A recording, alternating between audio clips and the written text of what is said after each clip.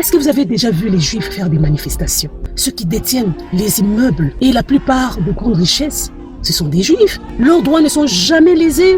Pourquoi? Parce qu'ils ont créé leur richesse. N'attendons pas que les drames arrivent pour que nous commencions à nous préparer. Nos frères et sœurs rwandais ne font que ça, se préparer. Et cet aspect nous manque.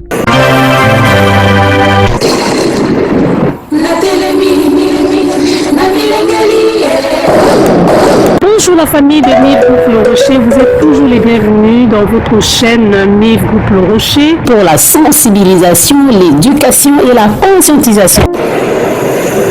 En famille, la dernière vidéo que j'ai faite, j'ai posé la question de savoir ce que nous inspire cette situation de Goma. Après le drame, la possession de Goma par les M23, on parle même des M23, par l'armée rwandaise, que nous inspire cette situation. Les mêmes causes produisent les mêmes effets. Si nous utilisons les mêmes ingrédients aujourd'hui, nous n'allons pas nous attendre à un résultat différent. Après nos manifestations, les lettres que nous écrivons à différentes instances politiques de différents pays où nous vivons, nous nous attendons à quoi? À quel résultat? Ce n'est pas pour rien que nous sommes allés nous asseoir sur les bancs d'école. Ce n'est pas pour rien que nous avons obtenu de gros diplômes. Nos mères n'ont pas été à l'école aussi longtemps que nous. Elles n'ont pas obtenu de gros diplômes que nous. Mais très souvent, leur expérience de vie est plus parlante et plus palpable que nos diplômes. Bana papa nanga, bana mama nangai.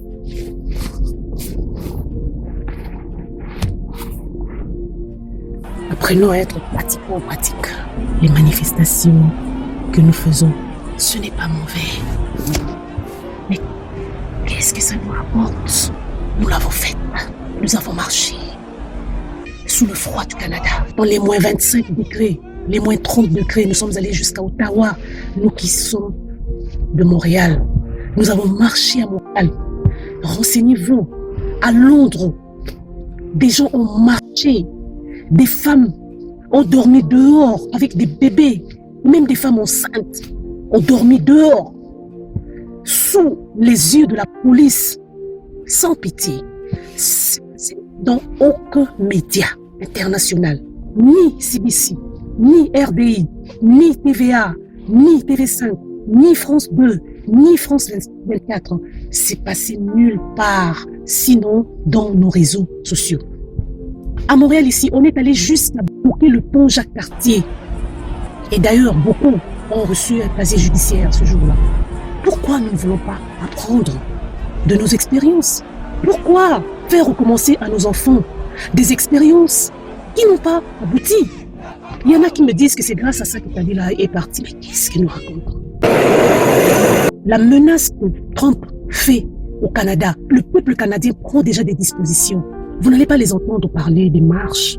Une liste circule de tous les produits américains consommés par des Canadiens. Boycottons tous les produits américains. Les gens sont allés jusqu'à faire des équivalences. Voyez par exemple ce genre de fromage.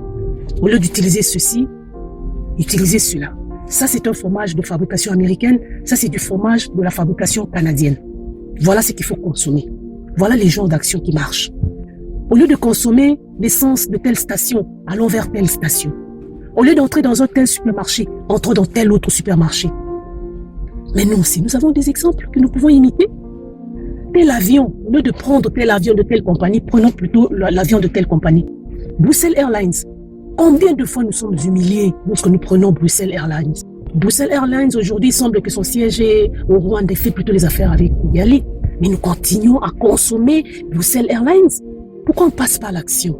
Dernièrement, Royal Air Maroc a humilié énormément d'Africains, des Noirs. Pourquoi ne passons-nous pas à l'action? À moyen et à long terme, mettons notre argent ensemble. Vous pensez que nous ne pouvons pas acheter des drones? Regardez la manière dont nos militaires se battent avec des moyens de bord.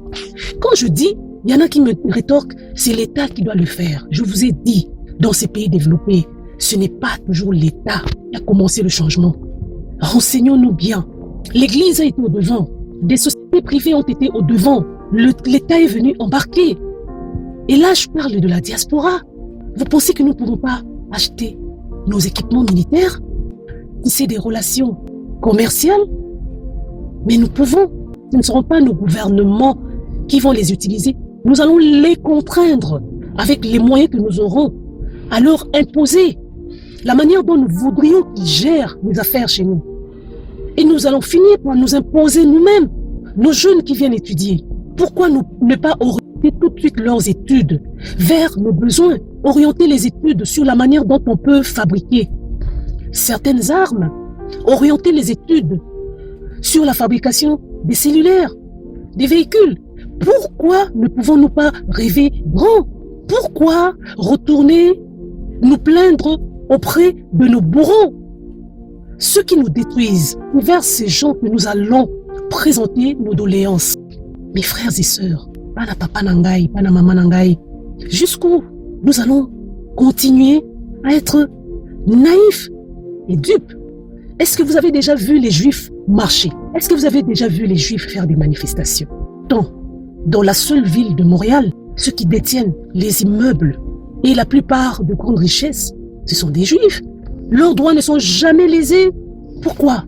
Parce qu'ils ont créé leur richesse. On parle de l'hôpital juif. Vous pensez que c'est juste le nom hôpital juif? Ici à Montréal, il y a un grand hôpital. Pourquoi on le nomme hôpital juif si ça ne leur appartient pas? Rêvons grand. N'attendons pas à chaque situation pour que nous puissions rester dans l'émoi, l'émotion. Et une fois que l'émotion est passée, nous recommençons le cours de la vie comme si de rien n'était. Ça, ce ne sont que quelques actions que je propose. Vous voulez vous joindre à nous? Venez, joignez-vous à nous. C'est un projet que nous avons démarré depuis 2020. Ce projet n'attend que nous, parce que c'est un projet collectif.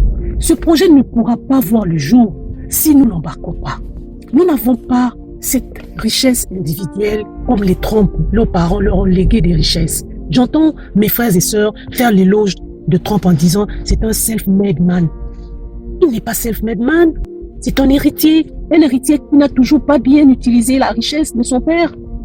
Nous ne sommes pas des self-made man, mais nous pouvons mettre un peu de notre argent ensemble pour créer notre richesse et changer le cours de l'histoire de nos pays. Arrêtez de dire le gouvernement va le faire. Arrêtons ce raisonnement-là. Nous pouvons changer le cours de notre histoire. Sinon, quelle est la pertinence de notre être ici en Occident si nous n'apportons rien dans la transformation de nos pays d'origine? Nous devons arrêter d'emmener nos enfants dans des solutions qui n'ont pas porté fruit. Créons autre chose. Nous ne sommes pas obligés de suivre le chemin standard que les Occidentaux veulent tracer pour nous. Vous regardez tous les députés européens, canadiens, qui défendent la cause de l'Afrique. Ils chutent par la même chose. Que si vous ne prenez pas votre destin entre vos mains, ils vont continuer à vous piétiner. Mais nous sommes derrière vous. Ça ne nous dit rien. Agissons autrement. Rejoignez-nous dans le fond des patriotes africains. C'est une entreprise. Créons notre richesse. Rêvons grand. N'attendons pas que les drames arrivent pour que nous commencions à nous préparer. Nos frères et sœurs rwandais ne font que ça, se préparer. Et cet aspect nous manque. Nous demeurons un peuple émotif qui n'agit que sur l'émotion du moment. Sortons de cette phase et nous sommes capables de le faire. Je crois en nous. Nous devons jouer sur la force du nombre. Plus nombreux nous allons être, plus efficaces nous allons agir. Et ça se prépare. Ce n'est pas une chose que nous allons faire le même jour et qui va aboutir. Nos frères et sœurs des autres nations prennent du temps à bâtir les structures qu'ils veulent, ce qu'ils vont devenir demain. Ne pensons pas que ce que nous allons faire aujourd'hui doit porter du fruit aujourd'hui, mais ce que nous voulons devenir demain doit se préparer aujourd'hui. Voilà pourquoi, lorsque nous voulons commencer à mener des actions du boycott, nous devons d'abord nous constituer ensemble, créer un réseau.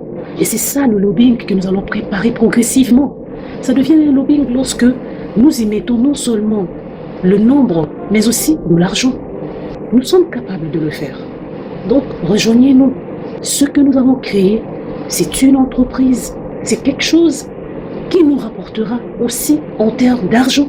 Si nous voulons boycotter une station d'essence, un supermarché, il faut que nous soyons nombreux. Si nous voulons contraindre nos États à venir se faire financer chez nous, il faut que nous ayons de l'argent pour ça. Et tout ça, ça se prépare. Pourquoi ne pas aller loin dans nos rêves? Nous pouvons aussi avoir notre propre compagnie d'aviation. Pourquoi pas? Il faut que nous arrivions à un moment donné où notre argent va venir agir en fonction des projets que nous avons. L'homme noir aujourd'hui, l'Africain, doit travailler en aval et en amont. Nos cerveaux doivent rouler rapidement pour trouver des solutions sur des problèmes récurrents qui nous arrivent. Mettons les sentiments de côté.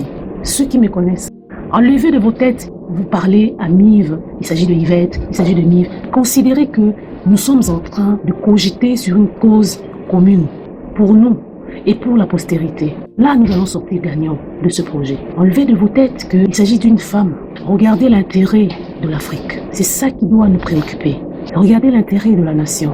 Le projet ne décolle pas justement parce qu'il ne s'agit pas de mon projet, c'est un projet collectif. Il s'agit de notre projet. Lorsque nous sommes menacés, ce n'est pas un seul individu qui l'est. Lorsque les autres s'assoient pour réfléchir sur la manière dont ils vont venir exploiter nos sous-sols, ils ne voient pas des individus, ils nous voient en masse.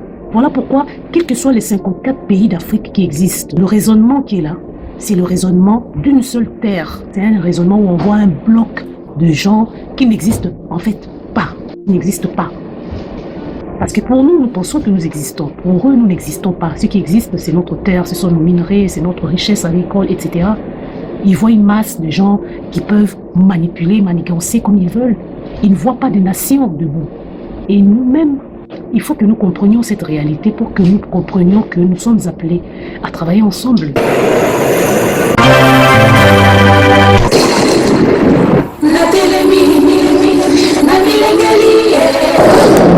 Bonjour la famille de Mive Groupe Le Rocher, vous êtes toujours les bienvenus dans votre chaîne Mive Groupe Le Rocher pour la sensibilisation, l'éducation et la conscientisation.